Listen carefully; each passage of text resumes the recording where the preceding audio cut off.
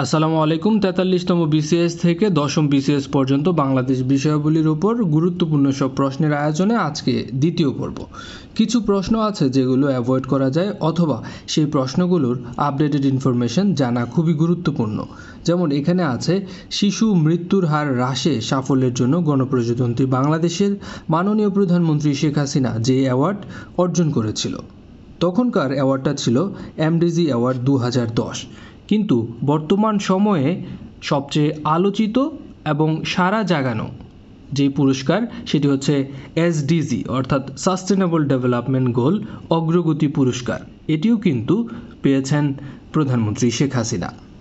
কোন বিদেশি পত্রিকা বঙ্গবন্ধুকে রাজনীতির কবি বা পয়েট অফ পলিটিক্স উপাধি দিয়েছিলেন? পয়েট অফ পলিটিক্স উপাধি দিয়েছিলেন নিউজ উইকস পত্রিকা। বাংলাদেশের প্রধানমন্ত্রী হবার জন্য ন্যূনতম বয়স দরকার ২৫ বছর। নির্বাহী বিভাগ থেকে বিচার বিভাগ পৃথক করার বিষয়টি সংবিধানের কোন অনুচ্ছেদে উল্লেখ রয়েছে? অনুচ্ছেদ ২২। দেখেন, আমরা কিন্তু এরকম প্রশ্ন যেগুলো আছে এগুলো অ্যাভয়েড করব, কারণ এগুলো প্রতিনিয়ত চেঞ্জ হবে। পলাশির যুদ্ধ সংগঠিত হয়েছিল ২৩শে জুন ১৭৫৭ সালে। আর বর্তমান বিসিএস প্রিলির পরীক্ষাগুলোতে কিন্তু আপনারা দেখে থাকবেন যে সাম্প্রতিক প্রশ্ন খুবই কম আসছে। প্রজাতন্ত্রের নির্বাহী ক্ষমতা কার কর্তৃত্বে প্রযুক্ত হয়? প্রধানমন্ত্রীর কর্তৃত্বে। বঙ্গভঙ্গ রদ হয় কোন সালে? বঙ্গভঙ্গ রদ হয় ১৯১১ সালে। বাংলাদেশের সংবিধানে মোট কতটি তফসিল রয়েছে? মোট তফসিল রয়েছে ৭টি। মুজিবনগর সরকার কখন গঠিত হয়? মুজিবনগর সরকার গঠিত হয়েছিল ১০ই এপ্রিল ১৯৭১ সালে, আর সেটি শপথ গ্রহণ করেছিল ১৭ই এপ্রিল ১৯৭১ সালে। বাংলাদেশের প্রধান বিচারপতি নিয়োগ দেন রাষ্ট্রপতি। গণপ্রজাতন্ত্রী বাংলাদেশের সংবিধানের কোন ধারায় সকল নাগরিককে আইনের দৃষ্টিতে সমতার কথা বলা হয়েছে? বলা হয়েছে ২৭ ধারায়। বাংলাদেশ বর্তমানে সর্বাধিক পরিমাণ অর্থের বিভিন্ন পণ্য আমদানি করে থাকে চীন থেকে। মুজিবনগর সরকারের ত্রাণ ও পুনর্বাসন মন্ত্রী কে ছিলেন? ত্রাণ এবং পুনর্বাসন মন্ত্রী ছিলেন AHM কামরুজ্জামান। কিসের ভিত্তিতে পূর্ব বাংলায় ভাষা আন্দোলন হয়েছিল? ভাষা আন্দোলন হয়েছিল বাঙালি জাতীয়তাবাদের ভিত্তিতে। ১৯৫৪ সালের পূর্ব বাংলা প্রাদেশিক পরিষদ নির্বাচনে যুক্ত ছিলেন না কে? প্রাদেশিক পরিষদের নির্বাচনে মূলত যুক্ত ছিলেন মাওলানা আব্দুল হামিদ খান ভাসানী, শেরেবাংলা একে ফজলুল হক, হোসেন শহীদ সোহরাওয়ার্দী, কিন্তু নবাব স্যার সলিমুল্লাহ তিনি যুক্ত ছিলেন না। জুম চাষ কোথায় হয়? জুম চাষ হয় খাগড়াছড়িতে। চাকমা জনগোষ্ঠীর লোকসংখ্যা সর্বাধিক রাঙ্গামাটি জেলায়। বাংলাদেশের সর্বপ্রথম আদমশুমারি হয় ১৯৭৪ সালে। বাংলাদেশে মোট দেশজ উৎপাদনে কৃষি খাতের অবদান ক্রমশই হ্রাস পাচ্ছে। বাংলাদেশের অন্যতম বিশেষায়িত ব্যাংক কোনটি? অন্যতম বিশেষায়িত ব্যাংক হচ্ছে বাংলাদেশ কৃষি ব্যাংক। বাংলাদেশ এবং মায়ানমারের মধ্যে সমুদ্র সীমা বিরোধ কোন সংস্থার মাধ্যমে নিষ্পত্তি হয়? নিষ্পত্তি হয় international tribunal for the law of the sea. আমার ঘরের চাবি পরের হাতে, এই গানটির রচয়িতা লালন শাহ। বাংলাদেশে বিদ্যুৎ উৎপাদনে জ্বালানি হিসেবে সবচেয়ে বেশি ব্যবহৃত হয় প্রাকৃতিক গ্যাস।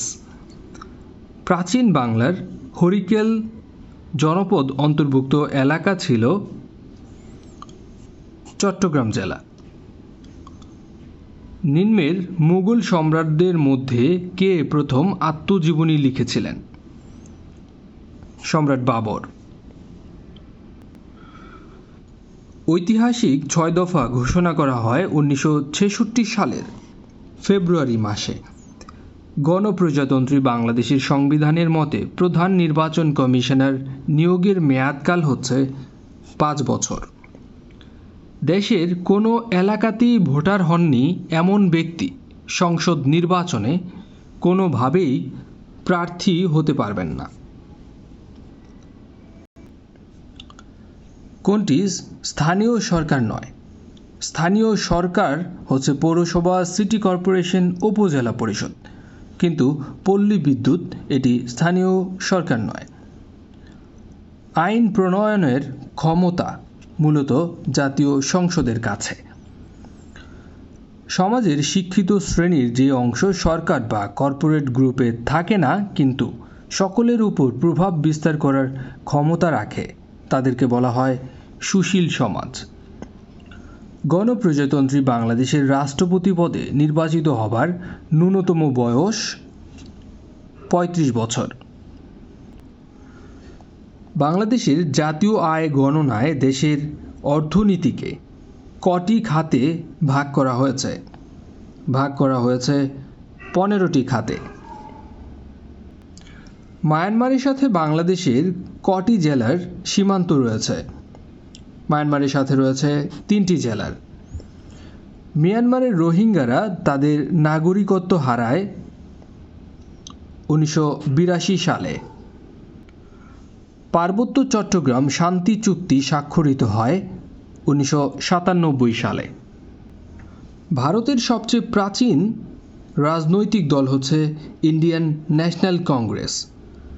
নিচের কোন উদ্ভিদ কেবল ম্যানগ্রোভ বনাঞ্চলে দেখা যায়? ম্যানগ্রোভ বনাঞ্চলে শুধু দেখা যায় নিপা পাম। বাংলাদেশের প্রথম স্বাধীন নবাব হচ্ছেন মুর্শিদ কুলি খান। প্রধান বীজ উৎপাদনকারী সরকারি প্রতিষ্ঠানের নাম Bangladesh agriculture development corporation. Agricultural development corporation. সরকারি হিসেব মতে বাংলাদেশিদের গড় আয়ু বর্তমানে 72.8 বছর।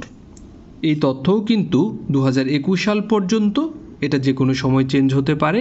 আর চেঞ্জ হওয়া এবং আপডেটেড প্রশ্নের জন্য স্বপ্নের স্কুলের সাম্প্রতিক আয়োজনের সাথেই থাকুন।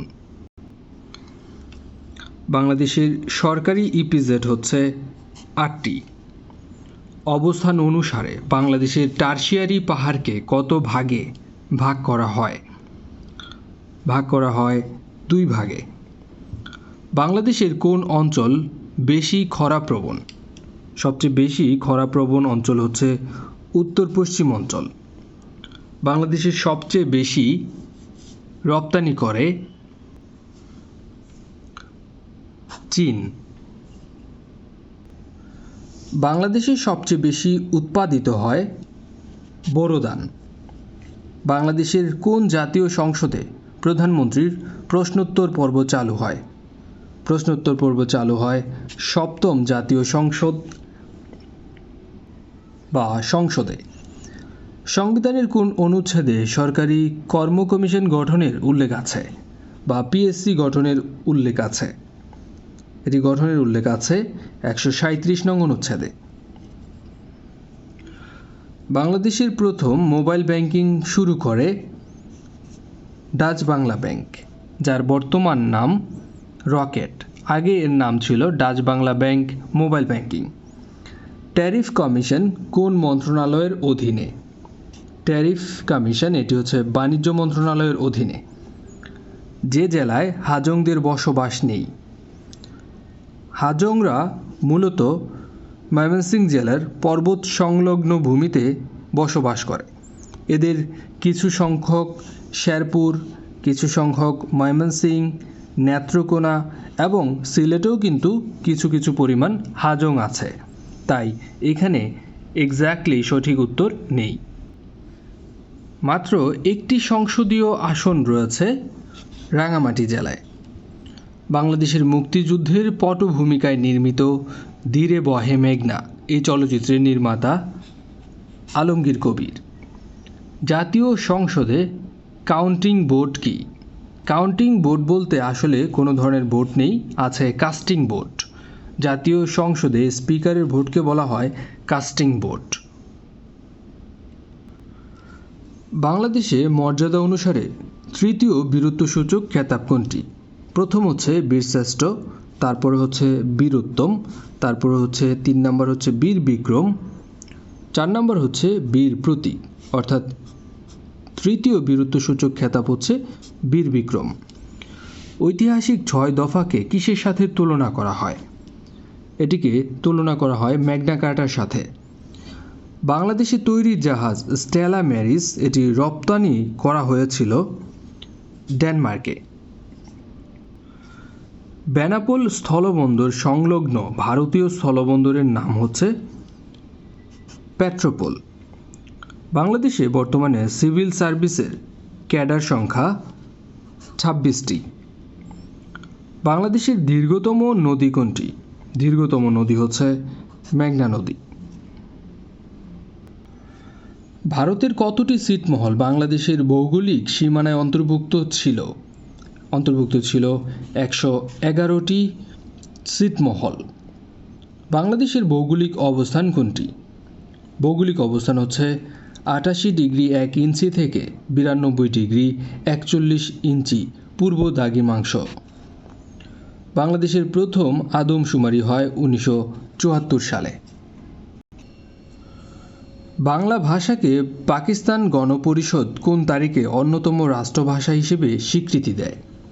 স্বীকৃতি দেয় 1954 সালের 9 মে।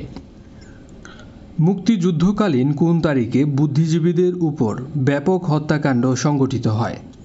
সংঘটিত হয় 14 ডিসেম্বর 1971 সালে, যেটি বর্তমানে শহীদ বুদ্ধিজীবী দিবস হিসেবে পালন করা হয় 14 ডিসেম্বর। বাঙালি জাতির প্রধান অংশ কোন মূল জাতিগোষ্ঠীর অন্তর্ভুক্ত? এটি অন্তর্ভুক্ত অস্ট্রিক জাতিগোষ্ঠীর।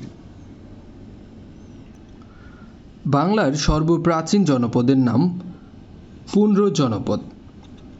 বাংলা দেশ এবং ভাষা নামের উৎপত্তির বিষয়টি কোন গ্রন্থে সর্বাধিক উল্লেখিত রয়েছে? উল্লেখিত রয়েছে আইনি আকবরী গ্রন্থে। বিগত বছরের প্রশ্নের আলোচনার আজকে ছিল বাংলাদেশ বিষয়াবলীর দ্বিতীয় পর্ব। তৃতীয় পর্ব অতি শীঘ্রই পেয়ে যাবেন এবং সবগুলো প্রশ্নই কিন্তু এখানে পর্ব অনুযায়ী আলোচনা করা হবে। টপিক ভিত্তিক ভিডিও, প্রিভিয়াস ইয়ারের কোয়েশ্চেন এবং অন্যান্য প্লেলিস্টগুলো অবশ্যই দেখে নেবেন। স্বপ্নের স্কুলের সাথেই থাকুন। আসসালামু আলাইকুম।